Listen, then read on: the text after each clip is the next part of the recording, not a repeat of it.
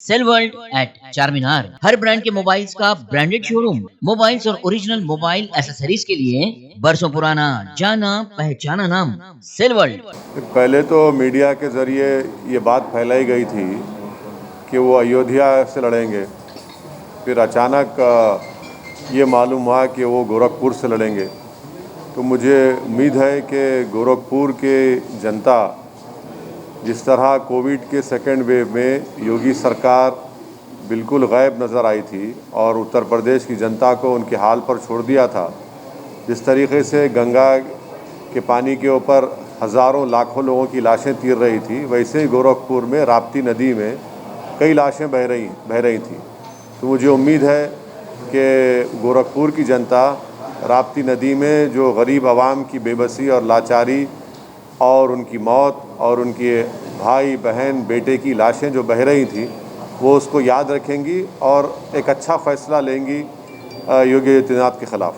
Sir, जैसे कि अभी योगी आदित्यनाथ गोरखपुर से लड़ रहे हैं, पर बीजेपी ने साथ ही साथ अखिलेश यादव, प्रियंका गांधी और मायावती को भी चैलेंज किया है कि वो अपने कैंडिडेट्स सीट पे डिक्लेयर करें, या तो फिर वो डर गए हैं बीजेपी से। इलेक्शन जो लड़ा जाता है वो डेमोक्रेसी का एक उसूल है और उसके ऊपर लड़ा जाता है, तो डर किसी से डरा नहीं जाता।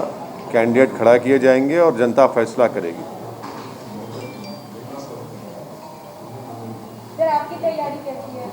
9 कैंडिडेट्स। हाँ, हमारे पार्टी प्रेसिडेंट ने इस बात का ऐलान किया है कि हम लोग उत्तर प्रदेश के विधानसभा में 100 विधानसभा की सीट पर लड़ने की तैयारी कर रहे हैं और पहली लिस्ट हमने फर्स्ट फेज़ की जारी की है और भी कैंडिडेट्स दूसरे फेज़ के और दूसरे जितने फेज़ हैं उसके जारी किए जाएंगे और हम लोग पूरी तैयारी कर रहे हैं, पूरी तैयारी के साथ इस चुनाव में मुकाबला कर रहे हैं।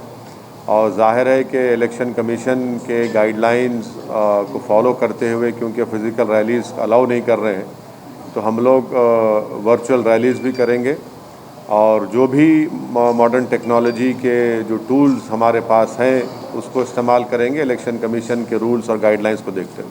सर, आपकी रैलियों में काफ़ी तादाद में भीड़ इकट्ठा होती है। ये भी कहा जाता है कि आपकी रैलियों में भीड़ लाई नहीं जाती है, वो भी इकट्ठा होता है और आपको यूपी में रिस्पॉन्स भी मिल रहा है। ऐसी स्थिति में जब इस तरह के रिस्ट्रिक्शंस लगे हैं, तो आपको नहीं लगता कि आपको नुकसान होगा जो आप फिजिकल रैलियाँ नहीं कर रहे हैं? नहीं, तो देखिए, हम अकेले तो नहीं है। हर पॉलिटिकल पार्टी को इलेक्शन कमीशन ने कह दिया कि फ़िज़िकल रैलीज़ अलाउ नहीं करेंगे। तो जब किसी को अलाउ नहीं कर रहे हैं तो फिर उसका दूसरा तरीक़ा ये है कि वर्चुअल रैली करें, सोशल मीडिया पे और डिजिटल मीडिया पे अपने प्रेजेंस को बढ़ाएं और वो कोशिश करेंगे। और इलेक्शन कमीशन ने और भी सहूलत दी है कि अगर एक हॉल होगा उसमें 50% कैपेसिटी पर आप वहाँ पर मीटिंग कर सकते, तो वो भी हम लोग देखेंगे। हम अकेले पार्टी तो नहीं है इसमें, सब पार्टीज़ हैं उसमें, तो ज़ाहिर है सबको इस बात की तकलीफ़ है कि फ़िज़िकल रैलीज़ नहीं हो रहे हैं। मगर अब जो भी है, अब हमको उसको इस्तेमाल करके आगे बढ़ना है, अपने पैगाम को पहुंचाना है। और मुझे यकीन है कि जो हमने पिछले 4-5 महीने में मैंने करीब 60 के करीब सभाएं की हैं, उसका भी अच्छा असर होगा। पर सर, क्या कोविड की वजह से रिजल्ट्स पे इम्पैक्ट पड़ेगा यूपी में?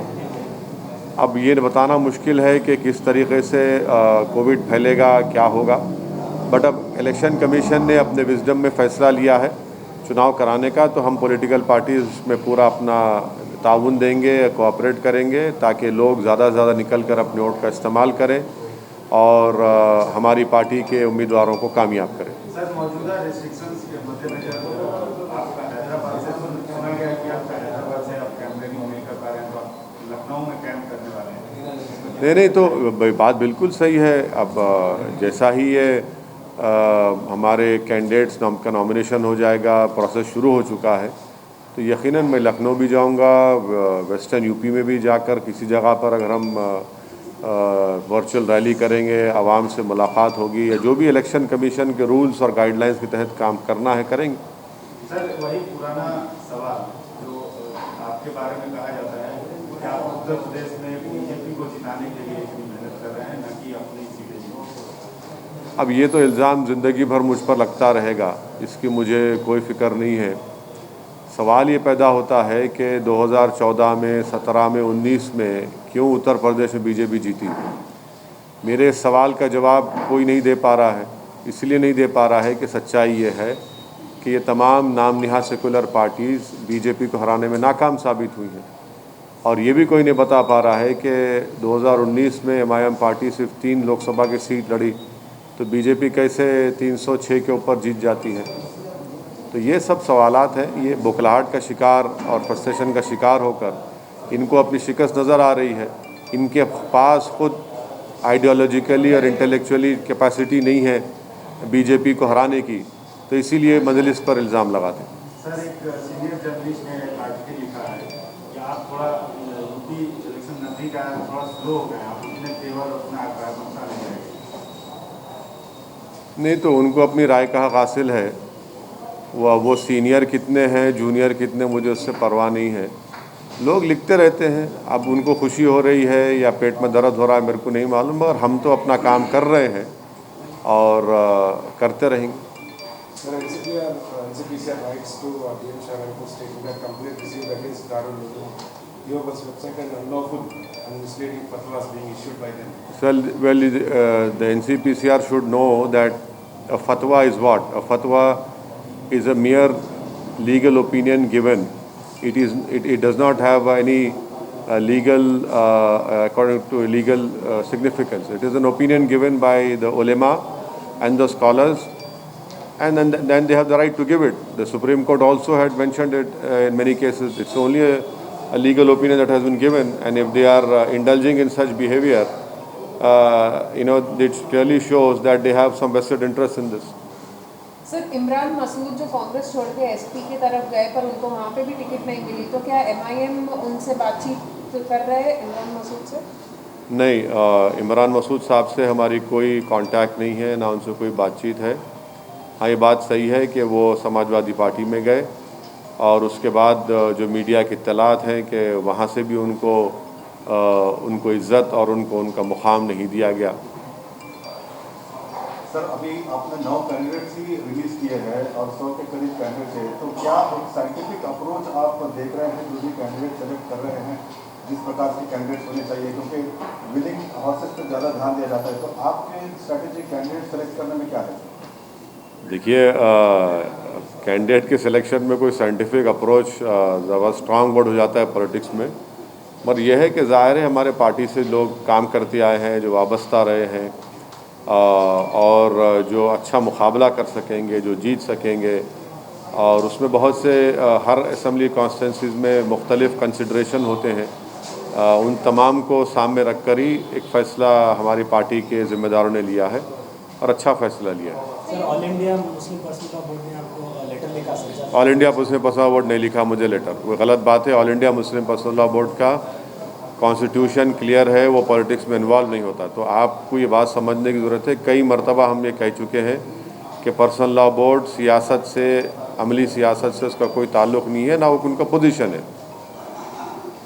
सर, कांग्रेस चीफ पंजाब के कांग्रेस चीफ पूरे non rule BJP states governments minister से मुलाकात कर रहे हैं एलॉन मस्क के जो कंपनी सेटअप के ट्वीट के ऊपर, और पहला इनिशिएटिव यहीं से लिया गया, केटीआर ने किया था। आप इस पर क्या? मैं वेलकम करता हूं जनाब केटी रामाराव साहब ने जो टेस्ला कंपनी को दावत दी तेलंगाना में आने की, यहाँ पर उन्होंने फैक्ट्री खोलने की, और स्टेट गवर्नमेंट ने ये कहा है कि वो हर तरह से सहूलतें देंगी, हर तरह से उनको मदद करेगी ताकि टेस्ला की फैक्ट्री भारत में तेलंगाना में शुरू हो। मैं वेलकम करता हूं केटीआर के स्टेटमेंट का। उम्मीद करते हैं कि टेस्ला अगर भारत में अपनी फैक्ट्री को क़ायम करेगा तो तेलंगाना एक प्रोग्रेसिव स्टेट है जहां पर सबसे बड़ा एक इन्वेस्टमेंट डेस्टिनेशन बना हुआ है और इंफ्रास्ट्रक्चर और हर एतबार से बेहतरीन जगह है। उम्मीद करते हैं कि जो उन्होंने वेलकम किया है वो एक हकीकी रूप इख्तियार करे तेलंगाना में टेस्ला आकर। सर, उनका डिमांड्स डिफरेंट है और ये स्टेट्स मिलकर पॉलिटिक्स करना नहीं हुआ सेंटर के खिलाफ, मतलब जो भी डिसीजन लिया जाए मिलजुल के वजह से। सिर्फ नॉन बीजेपी स्टेट्स ही उनको इनवाइट कर रहा है। तो बीजेपी रूल स्टेट भी इनवाइट करिए, कौन रोक रहा है उनको? कौन रोक रहा है भाई? टेस्ला आना चाहिए ना इंडिया में, क्यों नहीं? बुरी बात क्या है आने में? क्या सिर्फ चीन से इंपोर्ट बढ़ते रहेगा क्या भारत का? इतना ट्रेड डेफिसिट पैदा हो चुका है कि हिस्टोरिकली एक हिस्टोरिक हो गया है। तो सबसे ज़्यादा इंपोर्ट चीन से हो रहा है, तो क्यों नहीं टेस्ला आने में क्या है। जब गवर्नमेंट बोल रही है कि इलेक्ट्रिक व्हीकल्स की प्रमोट करेंगे, पॉलिसी बनाए हैं, तो यकीनन कोशिश करनी चाहिए।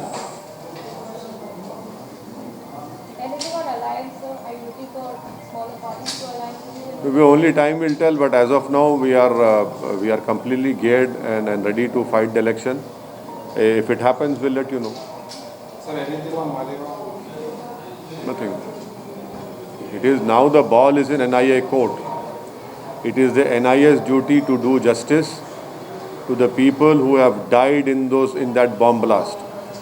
The NIA should ensure that the victims and their family get a closure, and the closure can only happen when the accused are convicted by the courts of law, and that can only happen if NIA does their work with due diligence, with all the honesty and with fairness.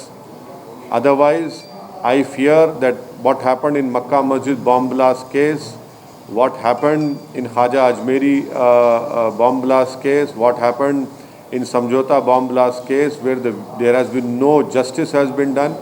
We do not want the same fate to happen in this Malegaon bomb blast case.